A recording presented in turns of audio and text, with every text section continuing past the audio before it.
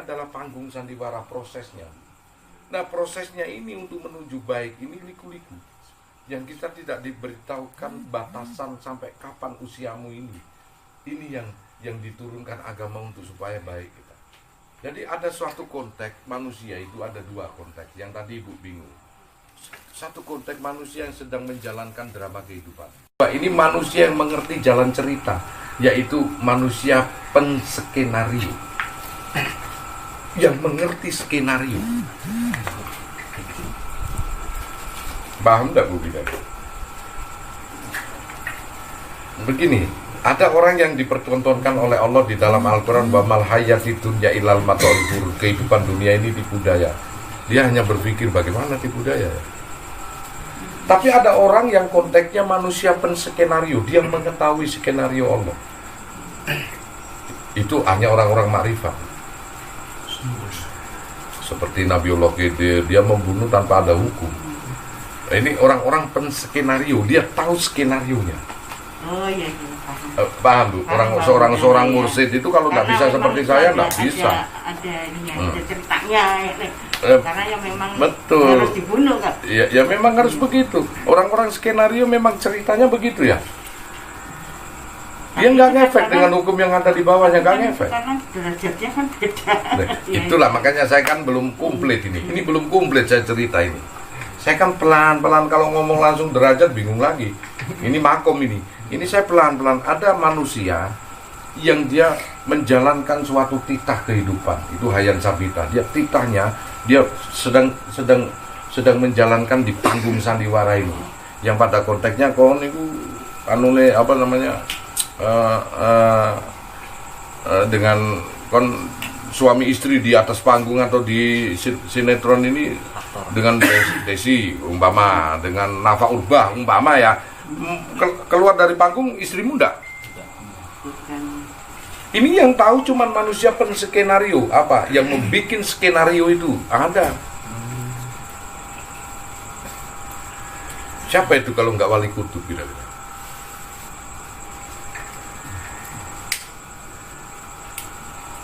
Bagaimana ada suatu drama kehidupan tanpa skenario? Lebur enggak? Rame enggak panggung itu? Sepi. Skenario ini awakmu udah diopo iki? Kok ndak dilakon, penjate sapa? Gak ono sing gelem. Karena gak ono sing ngatur ini.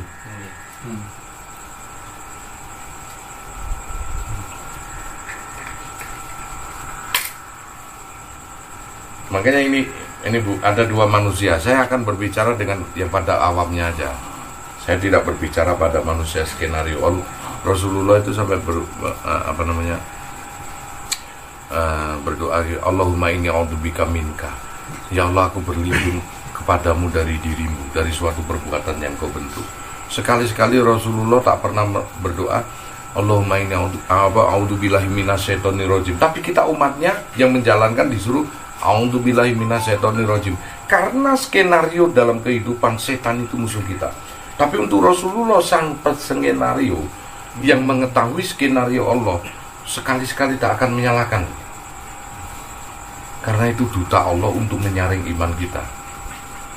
Bahkan makhluk yang paling taat di alam semesta ini yang malaikat pun kalah adalah iblis. Karena taatnya aku berkorban untuk menyaring umat Muhammad nanti. Yang mana sekalipun aku masuk ke neraka sekalipun. Nah, konteksnya dengan skenario berbeda dengan konteks. Itu nak dalam apa itu peran yang paling hebat dia. Siapakah makhluk Allah yang memerankan peran yang paling hebat di alam semesta ini? Iblis. Secara hakiki Bu, saya tanya, iyakah ada makhluk yang berani sama Allah? Tidak ada. Sebetulnya. Iblis sekalipun. Kenapa iblis kok menjadi pembangkang? Padahal yang saat itu yang protes saat Nabi Adam tercipta sebagai khalifah adalah malaikat, bukan iblis.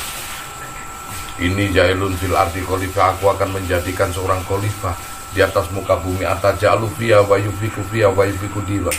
Malaikat protes, kenapa engkau tidak menjadikan malaikat yang suka membuat kerusakan dan menumpahkan darah di muka bumi ini? Wa nahnu nusabbihu bihamdik wa nuqaddisu lak. Tidakkah engkau menjadikan aku aja sebagai khalifah dan selalu mensucikan dirimu? Dijawab oleh Allah, ini alamun malah ta'lamun. Yang pembangkang pertama sekali justru malaikat. Saat itu kemana iblis?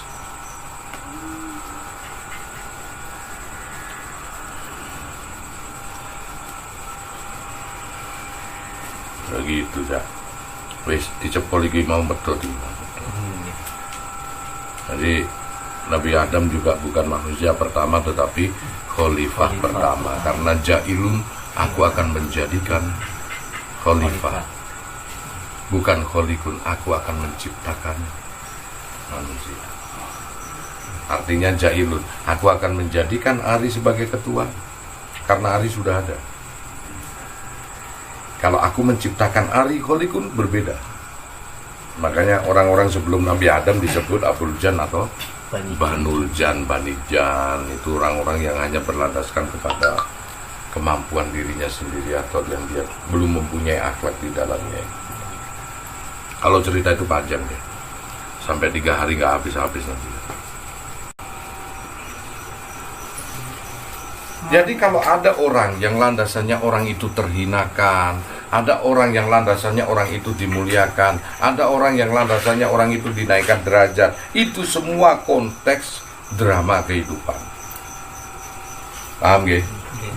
Jadi kalau konteks dari kehidupan makrifat, kita tidak boleh menghinakan orang karena konteks skenario.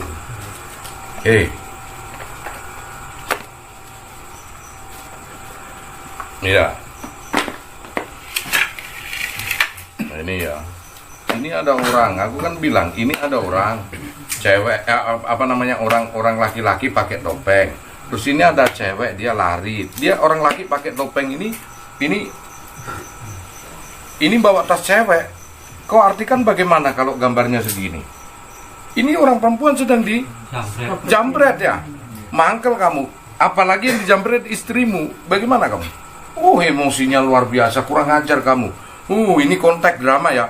Kurang ajar kamu. Kalau ketemu aku bunuh kamu, bunuh. Emosi. Coba gambar ini dilebarkan lagi. Ini ada polisi sama penduduk ikut ngejar. Kira-kira emosimu reda nggak? Reda meskipun ada emosi. Kalau ketangkap polisi biar dia kapok ini. Syukurlah gini. Tiba-tiba di depan ini gambar kita lebarkan. Di sini ada orang nyoteng. Emosi enggak kamu? Apakah kamu emosi sama ini? Inilah syariat dari hakikat makrifat. Orang makrifat dia akan bijak menyikapi segala sesuatu. Sudut pandangnya lebih luas. Betul, di mana skenario indah ya. Walau anama fil ardi min zajarati akhlam wa bahru yamudu min ba'di sabatun uniruna fidat kalimatullah. Innallaha azizul hakim. Andai kata hutan ini dijadikan pena, samudra dijadikan tinta, sabatun ditambah ke-7 itu pula, nafidat kalimatullah, tak akan mampu menulis ilmu Allah, kalam-kalam Allah. Innallaha azizul hakim. Tapi kenapa lantas kita itu mensirikan? Kenapa kita ini? Karena batasan ilmu kita yang tak mampu.